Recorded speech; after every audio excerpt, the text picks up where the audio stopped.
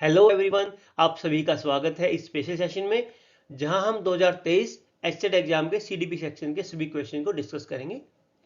चाहे आप एचटेट या किसी और टीचिंग एग्जाम की तैयारी कर रहे हो, ये सेशन आपको सीडीपी की अंडरस्टैंडिंग को स्ट्रॉन्ग करने में मदद करेगा। तो चलिए शुरू करते हैं और इस लर्निंग एक्सपीरियंस को फ्रूटफुल बनाते हैं।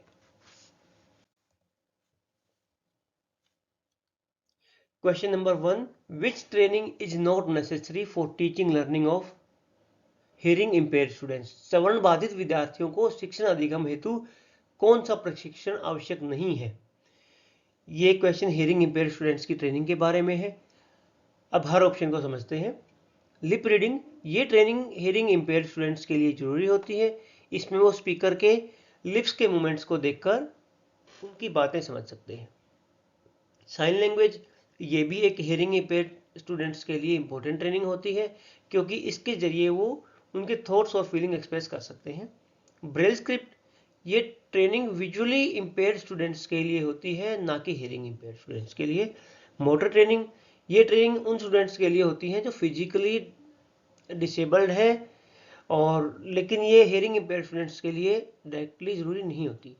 सो option C and D, Braille script और मोटर ट्रेनिंग, ये जो है हियरिंग इंपेयर्ड स्टूडेंट्स के लिए, श्रवण बाधित बच्चों के लिए ठीक नहीं है। So option number 3 will be the right answer. Question number 2, एक बच्चे का नैतिक विकास एक अच्छा लड़का या लड़की घोषित होने की इच्छा पर आधारित होता है, तो इस नैतिकता का संबंध किससे है।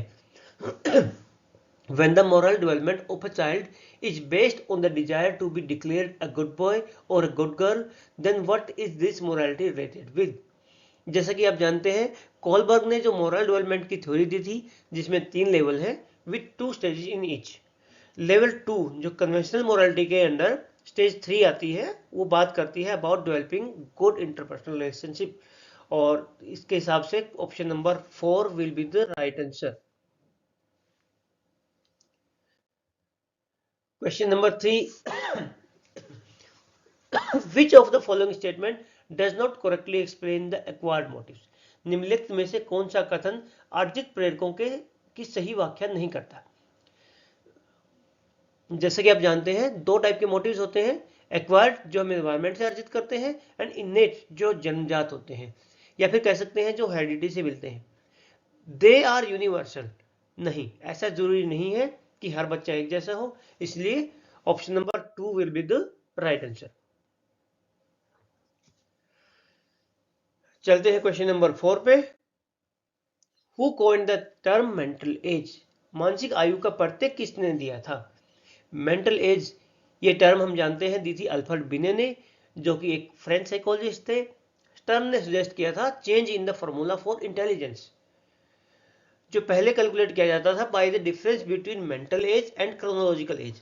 इंस्टेड स्टर्न ने प्रपोज किया कि इंडिविजुअल की मेंटल एज को डिवाइड किया जाए बाय देयर क्रोनोलॉजिकल एज, ठीक है। और इसके बाद फिर टर्मन ने इसमें चेंज किया कि mental as divided by chronological age multiplied by 100, और ये फॉर्मूला अभी हम फॉलो करते हैं इंटेलिजेंस क्वोशिएंट यानी कि आईक्यू निकालने के लिए। सो इस क्वेश्चन के हिसाब से मेंटल एज की टर्म दी थी अल्फ्रेड बिने ने। सो option number 1 will be the right answer.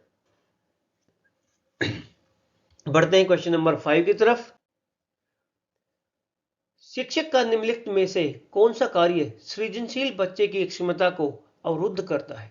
Which of the following act of the teacher blocks the potential of creative child.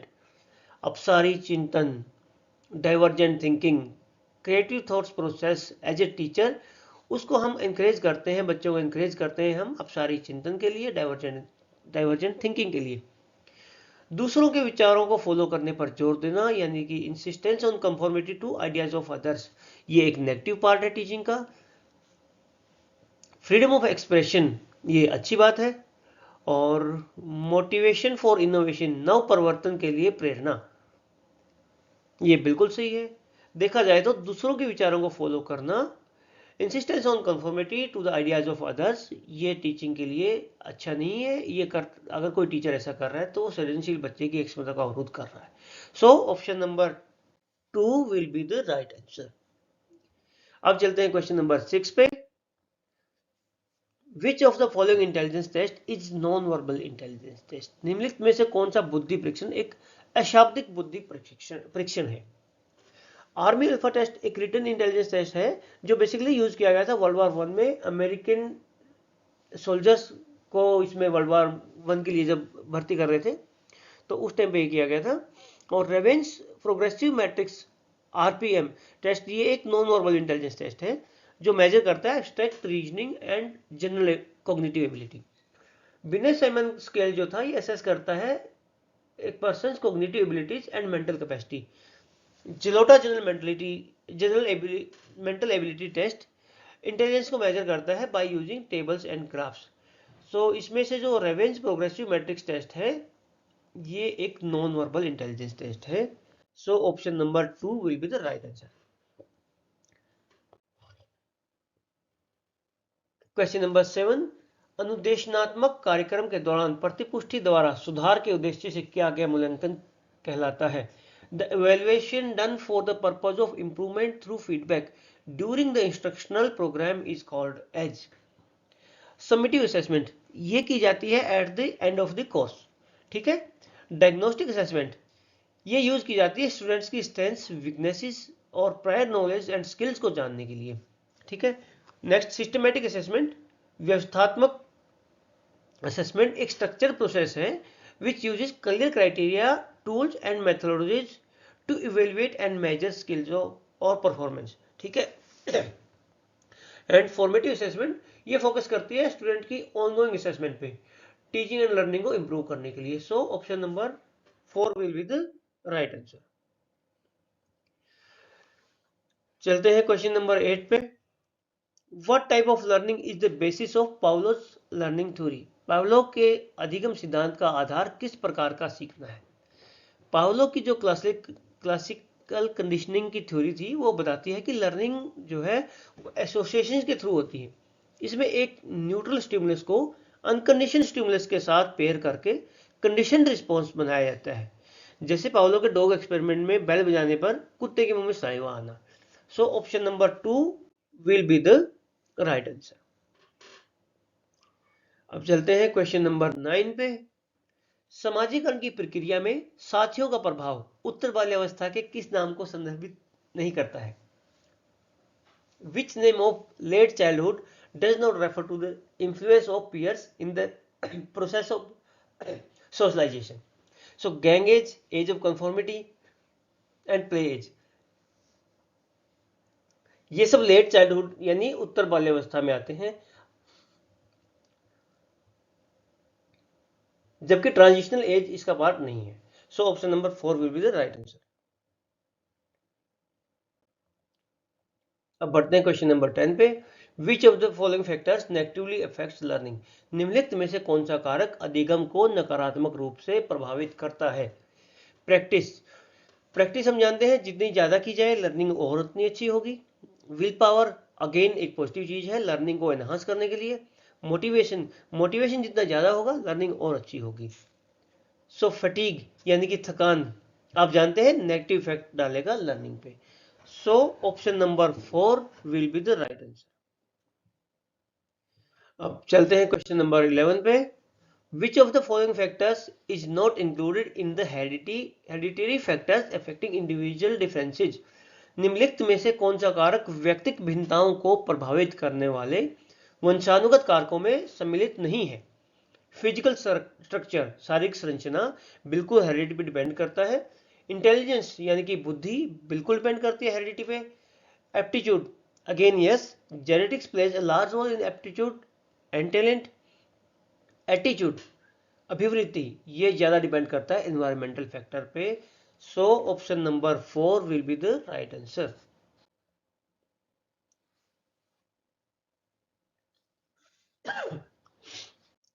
Question number 12।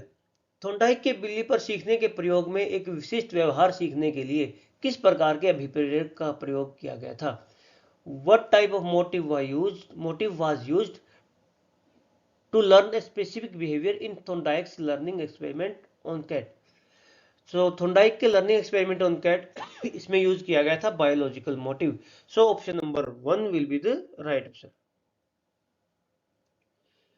Question number 13, which of the following is not an appropriate social behavioural characteristic of late childhood children. निम्नलिखित में से कौन सी उत्तर बाल्यावस्था के बच्चों की उपयुक्त सामाजिक व्यवहारिक विशेषता नहीं है? सहयोग या कोऑपरेशन बिल्कुल एक सामाजिक व्यवहारिक विशेषता है। सिंपैथी या सहानुभूति अगेन एक सामाजिक विशेषता है। एम्पैथी बिल्कुल है। इगोसेंट्रिज्म या अहम केंद्रिता जो है, इसको हम सामाजिक विशेषता नहीं कह सकते।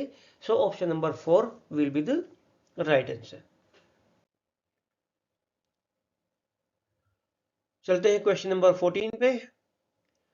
विकास की प्रक्रिया प्रारंभ होती है। Development is a process begins from. ये बिल्कुल क्लियर है, हम सबने सुना है कि development is a life long process जो गर्भाधारण से मृत्यु तक चलती रहती है।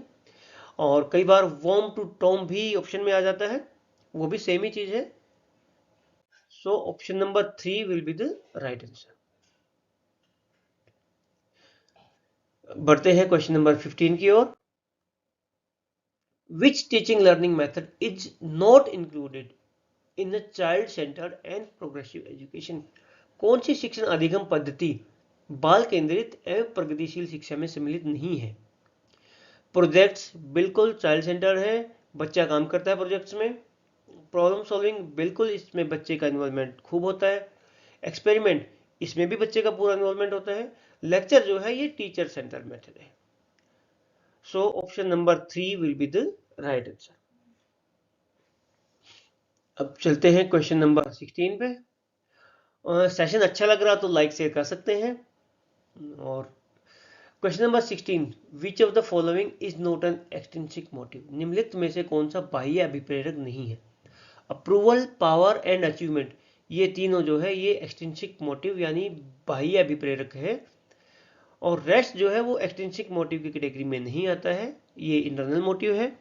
So question option number 4 will be the right answer.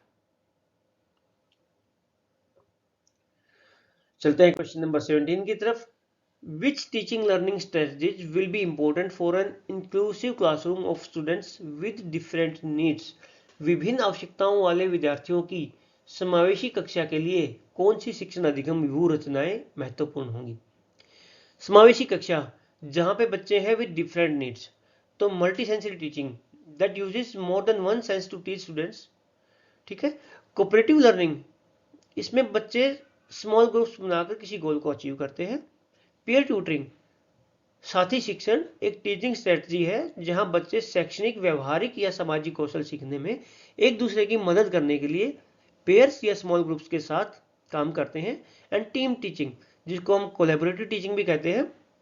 तो ये सारे ऑप्शंस काम के होंगे ऐसी क्लास में। सो ये चारों हैं ऑप्शन नंबर 4 में, A B C and D. So option number 4 will be the right answer. बढ़ते हैं क्वेश्चन नंबर 18 पे। Which of the following educational arrangements should be made for talented students? प्रतिभाशाली विद्यार्थियों के लिए निम्नलिखित में से कौन सी शैक्षणिक व्यवस्था की जानी चाहिए? यहां बात हो रही है उन बच्चों की जो टैलेंटेड है। सो रेमेडियल टीचिंग ये की जाती है उन बच्चों के लिए जो थोड़े वीक होते हैं किसी पर्टिकुलर सब्जेक्ट या किसी टॉपिक में। रीडिंग प्रैक्टिस ये है टैलेंटेड बच्चों के लिए उतनी इफेक्टिव नहीं होगी। ठीक है। और स्पीच थेरेपी ये बोलने, भाषा और आवाज से जुड़ी समस्याओं को सुधारने के लिए दी जाती है।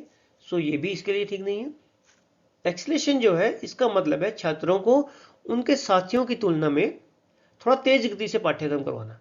इसका पर्पज जो है मेधावी या प्रतिभाशाली छात्रों की जरूरतों को पूरा करना है ताकि उनकी कैपेबिलिटीज के अनुसार चैलेंजिंग मटेरियल दिया जा सके and they can progress in a much better way. So option number 1 acceleration will be the right answer.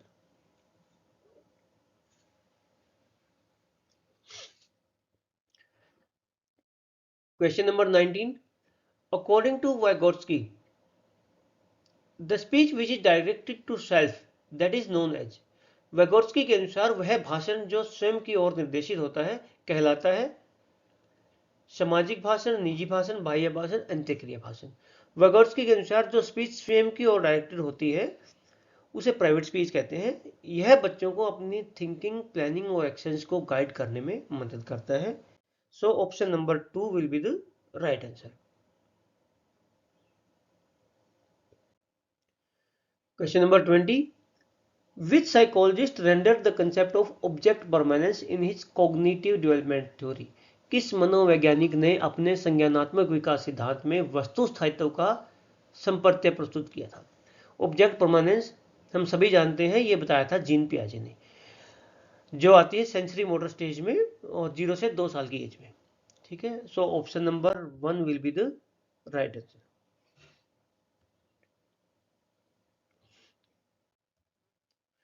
Question number 21, किसी कार्य का संतोषजनक प्रभाव उस कार्य के सीखने को प्रभावित करता है। सीखने का यह नियम किसने प्रतिपादित किया था? The satisfactory effect of a task affects the learning of that task. Who propounded this law of learning? Edward Thorndike ने 3 लॉ ऑफ लर्निंग बताए थे। लॉ ऑफ रेडीनेस या फिर लॉ ऑफ एक्शन टेंडेंसी भी इसको कहा जाता है। यह बताता है कि जब व्यक्ति सीखने के लिए मानसिक और शारीरिक रूप से तैयार होता है तभी वह सही तरीके से और सफलतापूर्वक क्रिया करता है। ठीक है, लॉ ऑफ एक्सरसाइज, यह लॉ कहता है कि किसी सिचुएशन और रिस्पॉन्स के बीच कनेक्शन की स्ट्रेंथ तब बढ़ती है जब वह कनेक्शन बार बार किया जाता है या बार बार रिपीट किया जाता है। ठीक है, लॉ ऑफ इफेक्ट, यह कहता है कि जो बिहेवियर्स प्रेजेंट कॉन्सिक्वेंसेज के साथ आते हैं वो रिपीट होने की संभावना ज़्यादा रखते हैं, जबकि जो बिहेवियर्स अनप्रेजेंट कॉन्सिक्वेंसेज के साथ होते हैं वो अवॉइड किए जाते हैं।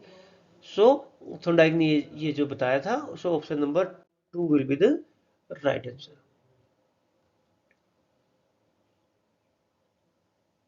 अब बढ़ते हैं क्वेश्चन नंबर 22 पे।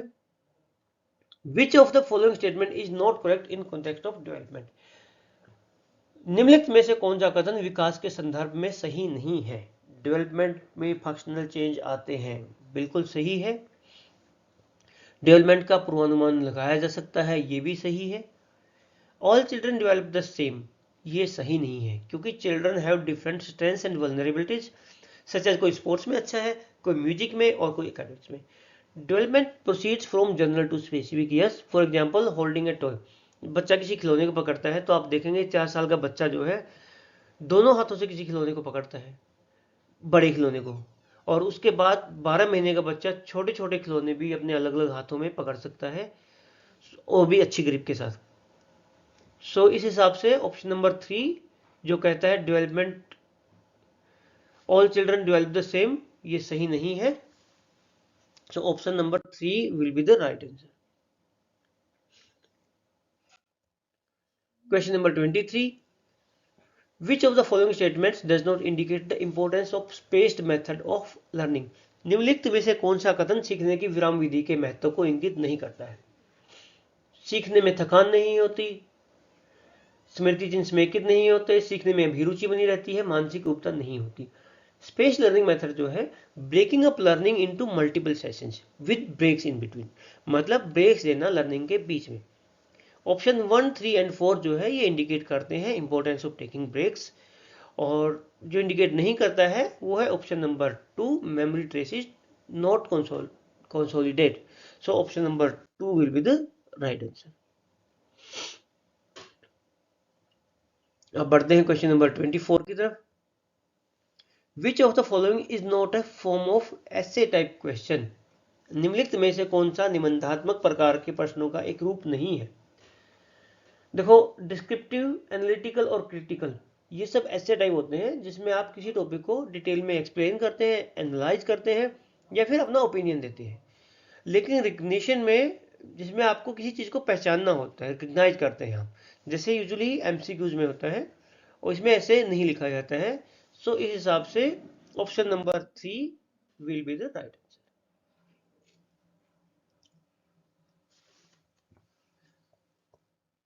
बढ़ते हैं क्वेश्चन नंबर 25 की तरफ। In which learning disability the following intervention programmes are suggested? किस अधिगम निर्योग्यता में निम्नलिखित हस्तक्षेप कार्यक्रम सुझाए गए हैं? भाषाई समझ के लिए प्रयास, एफर्ट्स फॉर कॉम्प्रिहेंशन लिंग्विस्टिक, ये इंटरवेंशन उन स्टूडेंट्स के लिए होता है जिनको लैंग्वेज कॉम्प्रिहेंशन में दिक्कत होती है, जो डिसलेक्सिया से रिलेटेड है। ठीक है, next, drill for spelling correction, वर्तनी सुधार के लिए अभ्यास, ये इंटरवेंशन उन स्टूडेंट्स के लिए होता है जिनको स्पेलिंग मिस्टेक्स फ्रीक्वेंटली होती है, जो डिसलेक्सिया का ही एक पार्ट हो सकता है। तो इस क्वेश्चन का सही जवाब होगा डिसलेक्सिया, क्योंकि दोनों इंटरवेंशन मेनली रीडिंग और स्पेलिंग से रिलेटेड होते हैं। उसके बाद हम दूसरे ऑप्शन को डिस्कस करते हैं। डिसमैग्नीसिया, यह मेमोरी रिलेटेड डिसऑर्डर है जिसमें नंबर्स को समझने और मैनिपुलेट करने में दिक्कत होती है। इसमें अरिथमेटिक्स जैसे टास्क मुश्किल हो सकते हैं। डिस्ग्राफिया जो है ये राइटिंग स्किल्स को इफेक्ट करती है, जिसमें स्पेलिंग, हैंडराइटिंग और थॉट्स को पेपर पर ऑर्गेनाइज करने में प्रॉब्लम्स होती हैं। डिसकैलकुलिया, इसमें नंबर्स को समझने और मैथमेटिकल कैलकुलेशंस को एक्यूरेटली परफॉर्म करने में दिक्कत होती है। So option number 1 will be the right answer, dyslexia. बढ़ते हैं क्वेश्चन नंबर 26 की तरफ। विच of the following statement is not correct regarding learning? निम्नलिखित में से कौन सा कथन अधिगम के संबंध में सही नहीं है? ये क्वेश्चन लर्निंग के बारे में है। चलिए हर ऑप्शन को समझते हैं। Learning is a change in behaviour through practice. ये स्टेटमेंट सही है क्योंकि प्रैक्टिस से बिहेवियर में चेंज आता है जो लर्निंग का एक पार्ट होता है। ठीक है। Learning occurs as a result of experiences. ये भी सही है, लर्निंग हमेशा एक्सपीरियंस से होती है, चाहे वो फॉर्मल हो या informal. Learning is A relatively permanent change in behaviour. ये स्टेटमेंट भी सही है क्योंकि लर्निंग का रिजल्ट जो है हमेशा बिहेवियर में एक परमानेंट चेंज होता है। Learning is a change in behaviour due to maturity. ये स्टेटमेंट गलत है क्योंकि मेच्योरिटी से बिहेवियर चेंज होता है, लेकिन लर्निंग का प्रोसेस अलग है जो एक्सपीरियंसेस और प्रैक्टिस के थ्रू होता है, मेच्योरिटी से नहीं। So option number 4 will be the right answer.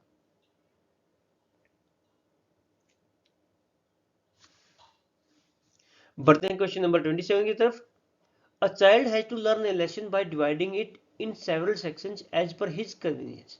Which is this method of learning? एक बच्चा किसी पाठ को अपनी सुविधानुसार कई भागों में बांटकर सीखता है। ये सीखने की कौन सी विधि है? पार्ट मेथड है इसका, तो वैसे हम डिस्कस करते हैं बाकी ऑप्शन को। होल मेथड जो है, इस मेथड में पूरा लेसन एक साथ पढ़ना होता है बिना सेशन में डिवाइड किए। ठीक है। मास्ट मेथड जो है, इस मेथड में एक ही सेशन में पूरे मटेरियल या टॉपिक को लर्न किया जाता है बिना ब्रेक्स के। पार्ट मेथड, ये मेथड है जिसमें बच्चा लेसन को अलग अलग सेक्शंस में डिवाइड करता है अपनी सुविधा के हिसाब से और हर पार्ट को सेपरेटली लर्न करता है। ठीक है। इंसिडेंटल मेथड यानी कि प्रासंगिक विधि, इस मेथड में लर्निंग नेचुरली होती है, जैसे डेली लाइफ एक्सपीरियंसेस होते हैं जो। सो डिवाइड करना आता है पार्ट मेथड में। So option number 3 will be the right answer. बढ़ते हैं क्वेश्चन नंबर 28 की तरफ। Zone of proximal development, this concept is coined by which psychologist? स्वीवस्थ विकास का क्षेत्र, यह संपर्क किस मनोवैज्ञानिक द्वारा प्रस्तुत किया गया था? जोन ऑफ प्रोक्सिमल डेवलपमेंट का मतलब है वो जोन जहां स्टूडेंट्स अपनी करंट एबिलिटी से थोड़ा ज्यादा सीख सकते हैं जब उन्हें आप थोड़ा सपोर्ट करें। एरिक्सन, उन्होंने साइकोलॉजिकल डेवलपमेंट के स्टेजेस को एक्सप्लेन किया था, लेकिन जेडपीडी का कंसेप्ट उन्होंने नहीं दिया था। वैगोत्स्की ने ही जोन ऑफ प्रोक्सिमल डेवलपमेंट का कंसेप्ट दिया था। उन्होंने ये बताया था कि लर्निंग तब होती है जब टीचर या मेंटर स्टूडेंट्स को थोड़ा सा पुश करें जो उनके करंट लेवल से थोड़ा सा ज़्यादा हो। कोलबर्ग, उन्होंने मॉरल डेवलपमेंट के स्टेजेस के बारे में काम किया था। और पियाजे जो है उन्होंने कॉग्निटिव डेवलपमेंट के स्टेजेस को एक्सप्लेन किया था, लेकिन जेडपीडी का कंसेप्ट उन्होंने नहीं दिया था। सो option number 2 will be the right answer. चलते हैं क्वेश्चन नंबर 29 पे। गैने के अधिगम प्रतिमान के अनुसार किसी संप्रत्य अधिगम के पूर्व किस प्रकार के अधिगम की आवश्यकता नहीं होती है? गैने का जो लर्निंग मॉडल है वो ये कहता है कि लर्निंग एक सीरीज ऑफ स्टेजेज में होती है, जिसमें टोटल 8 स्टेज हैं गैने के मॉडल में, और हर स्टेज पहले वाले स्टेज पे बेस्ड होती है। ये model different type of learning को आइडेंटिफाई करता है जो सिंपल प्रोसेस से लेकर कॉम्प्लेक्स प्रॉब्लम सॉल्विंग तक होती है। ठीक है। और हर टाइप ऑफ लर्निंग के लिए जरूरी कंडीशंस को आउटलाइन करता है ये model. Chain learning, signal learning and discrimination learning, ये जो है उस सीक्वेंस में कंसेप्ट लर्निंग के पहले की स्टेजेस हैं, जबकि रूल लर्निंग है जो कंसेप्ट लर्निंग के बाद आती है। So option number 2, rule learning will be the right answer for this question. चलते हैं क्वेश्चन नंबर 30 की तरफ। ये बेस्ड है आईक्यू पे, और एवरेज, इस कैटेगरी में IQ रेंज जो है 90 से 110 होती है। बिलो एवरेज, इस रेंज में IQ स्कोर थोड़ा कम होता है, जो 90 से नीचे हो सकता है। अबव एवरेज, इस रेंज में IQ स्कोर 110 से ऊपर होता है, जो अबव एवरेज इंटेलिजेंस को इंडिकेट करता है। एंड सुपीरियर, ये कैटेगरी उन लोगों के लिए होती है जिनका IQ स्कोर 120 या उससे ज़्यादा होता है। सो सुपीरियर इंटेलिजेंस को रिप्रेजेंट करता है ये। सो करेक्ट आंसर इसका हो जाएगा एवरेज IQ, जो 90 से 110 की रेंज में आता है। तो ये था आज का सेशन, जिसमें हमने 2023 का एस्टेट के PRT पेपर के CDP सेक्शन को कवर किया। होप इससे आप लोगों की लर्निंग जरूर एनहांस हुई होगी। किसी प्रकार की क्वेरी या डाउट हो वो आप कमेंट बॉक्स में ड्रॉप कर सकते हैं। सेशन अच्छा लगा होगा जरूर, तो please like and share subscribe कर सकते हैं। Thank you, happy learning, all the best.